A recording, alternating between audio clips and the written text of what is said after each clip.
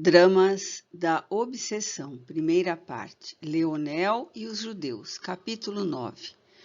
Seguindo ordens recebidas, o operoso e paciente Roberto transportou o velho rabino para a localidade onde existia o núcleo espírita, sob cuja responsabilidade o trabalho de esclarecimento se faria.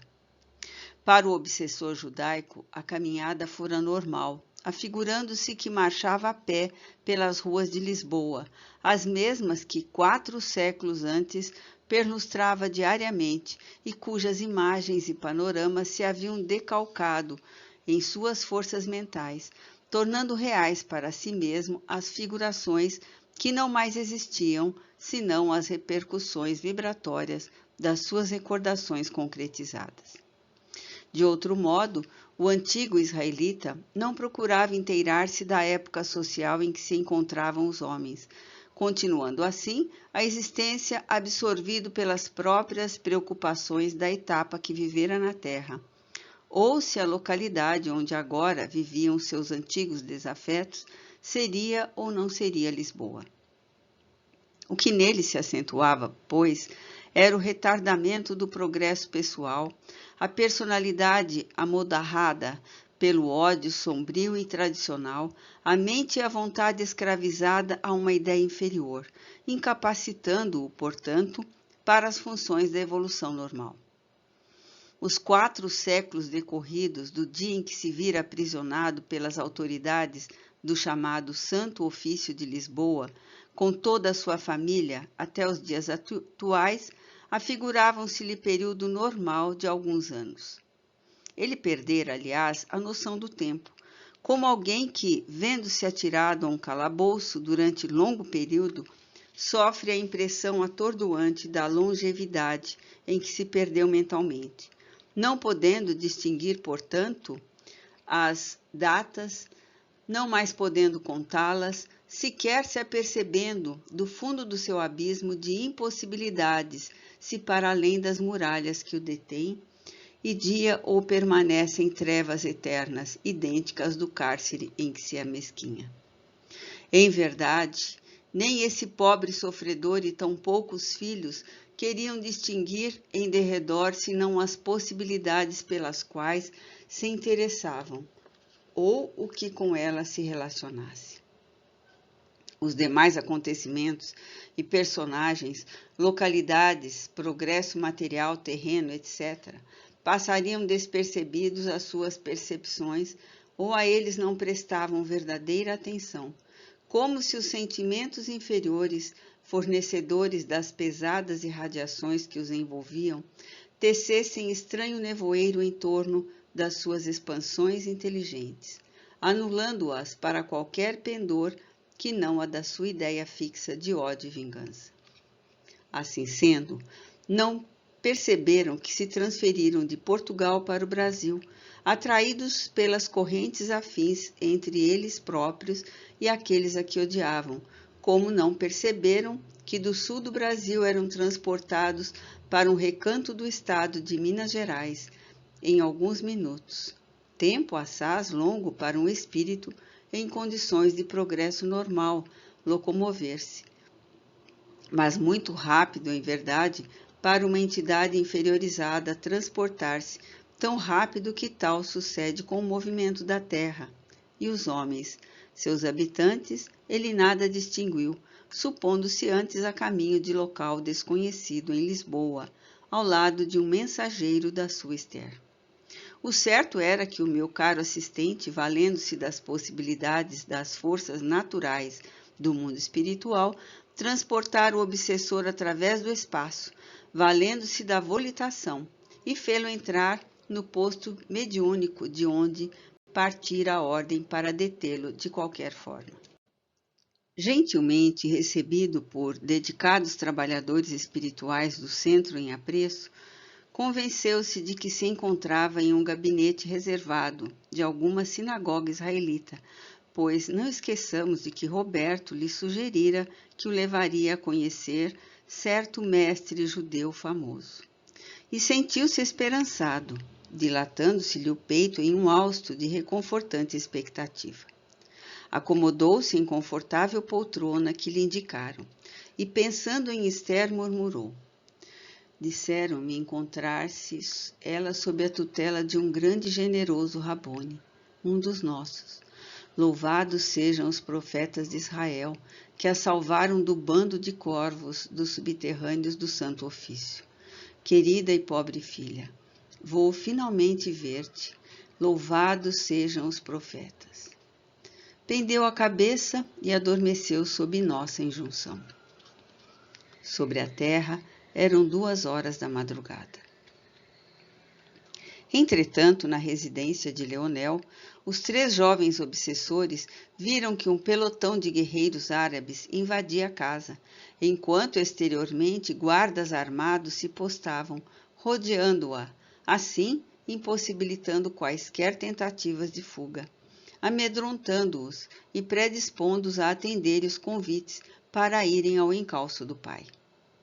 Apavorados ante a perspectiva de perseguições renovadas, pois conservavam ainda como atualidade impressionante a lembrança das atrocidades sofridas sob o despotismo da Inquisição, corriam eles a se ocultarem, imprecando por socorro e misericórdia, bradando pelo pai que já não viam, repetindo ato por ato as cenas de terror do dia em que foram presos pela milícia do Santo Ofício, cenas que o ódio e a revolta, o terror e o desespero haviam gravado de forma indelével nas suas superexcitadas mentes.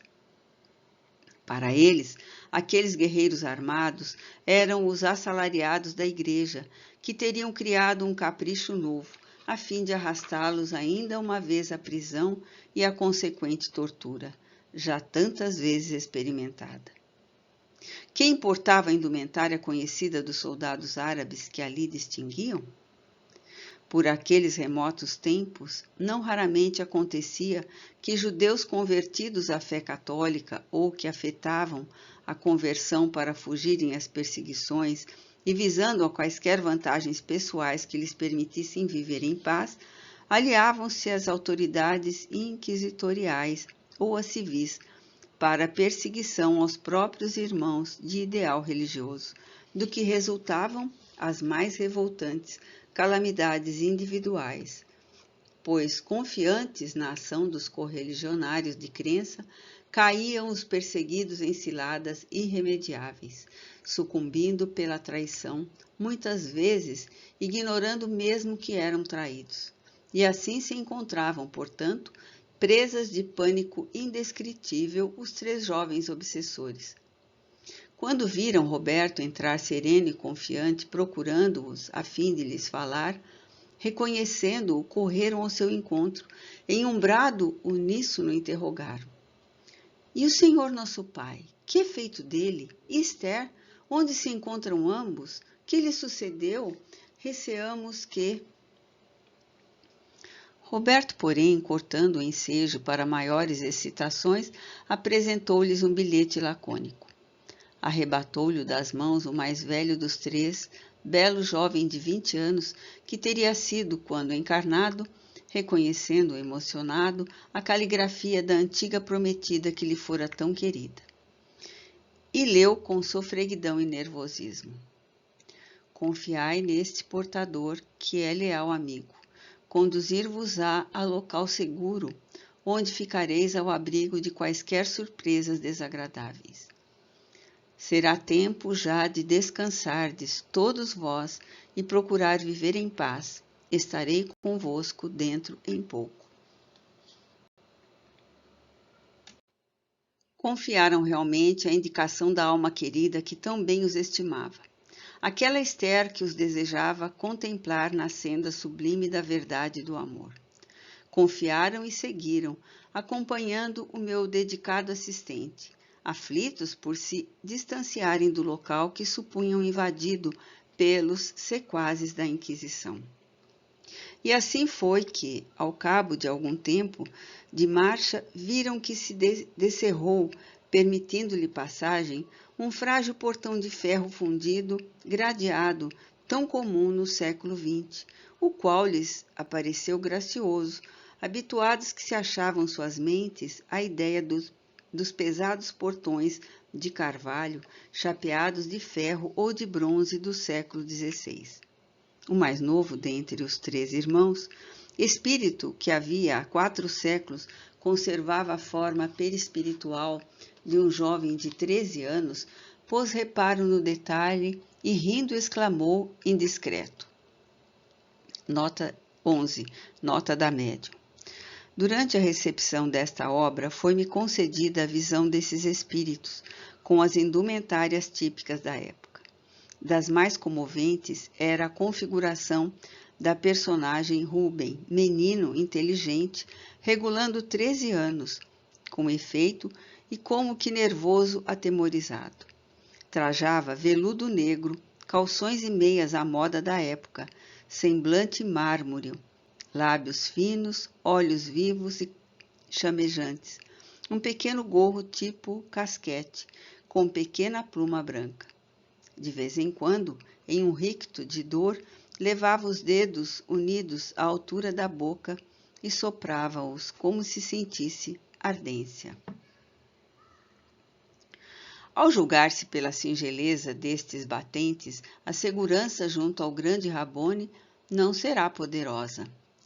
Os irmãos repreendiam-no, envergonhados, enquanto Roberto retrucava, pois não convinha deixá-los tomar quaisquer ascendências. Os vossos portões de Lisboa eram tão sólidos e pesados que um só homem lhes não moveria uma das asas. Não obstante, apenas 5 beleguins do Santo Ofício bastaram para depredá-los e saquear-vos a residência.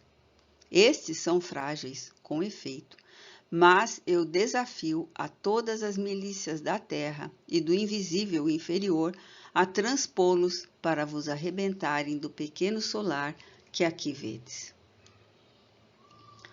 Oh, como te inteiraste do que se passou à nossa prisão? Adveio o mais velho. Esther entrou em confidências porventura? Não, meu amigo. Vós outros mesmos revelaste tudo com as recordações externadas pelos vossos pensamentos ao transpordes estes umbrais. Nenhum deles entendeu, mas prosseguiram todos. Tratava-se da entrada principal do Centro de Trabalhos Espíritas a que me venho referindo, em cuja ambiência um grande drama do invisível marcaria o primeiro passo para o seu redentor epílogo. Penetraram o recinto respeitosos e tímidos. Afigurou-se-lhes, como acontecera ao pai, haver ingressado em uma sinagoga provinciana, visto que se conservavam judeus, trazendo as mentes carregadas de conceitos e injunções comuns ao estado habitual. Distinguiram o pai comodamente reclinado em uma poltrona, dormindo serenamente. Um raio de luar, melancólico e benfazejo, entrava pelas vidraças, aclarando, qual bênção celeste, a penumbra do salão, mergulhado em silêncio. Dir-se-ia a luz indecisa de uma lâmpada de santuário, comum nas antigas sinagogas. Poltronas convidativas chamavam ao repouso. Eles procuraram acomodação ao lado do pai, sonolentos e fatigados. Meio atordoado, o mais velho levantou para o meu Roberto os olhos grandes e torturados e interrogou humildemente, fiel a uma dor de saudade que se alongava já por 4 séculos. E minha Esther, quando a verei, amigo andaluz? Eles levaram-na e ela nunca mais voltou. Compadecido, o meu assistente respondeu, acariciando-lhe fraternalmente os ombros. É alta noite. Agora não lograremos vê-la, mas amanhã tê-la-ás contigo, fica certo, pois era necessário que os tratássemos como se ainda fossem criaturas humanas. Aproximei-me só então, o coração invadido por intraduzível piedade, e apressei-lhes o sono perispiritual de que tanto necessitavam, servindo-me de uma pressão magnética. E assim foi que aquelas infelizes entidades se entregaram ao sono indispensável à recuperação espiritual. as quais 4 séculos de ódio, incompreensão e de inconformidade haviam aprofundado os terríveis e dramáticos sofrimentos originários da perseguição religiosa, movida pela Inquisição de Portugal de sinistra memória.